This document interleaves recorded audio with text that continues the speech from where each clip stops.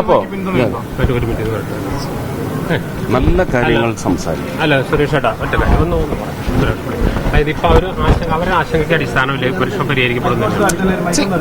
Magazine എന്താണെന്നുള്ള description കോടതി ചോദിച്ചിട്ടുണ്ട്. അതിനെക്കുറിച്ച് അവർ പറഞ്ഞ കോടതി എന്താ പറഞ്ഞിരിക്കുന്നത്?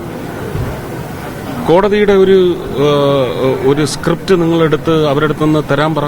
ഇതെന്താ അവർ കാണിക്കാഞ്ഞ്? The notification contains substances which are unreasonable and unacceptable എന്ന് ഹൈക്കോടതി പറഞ്ഞിട്ടുണ്ടോ നോക്ക്. ഹൈക്കോടതിക്ക് ബുദ്ധിയുണ്ട്. ആ ബുദ്ധിപരമായി പറഞ്ഞ കാര്യങ്ങൾ പ്രചരിപ്പിക്കാൻ ശ്രമിക്കും. അതാണ് നമുക്കിത് സുഗമമായി നടത്താൻ വേണ്ടിയാണ് നിൽക്കുന്നത് സർ. അത് നമ്മളല്ല, നാട്ടുകാർ നിൽപ്പുണ്ട്, അവർ നടത്തിക്കോളും. Thank you.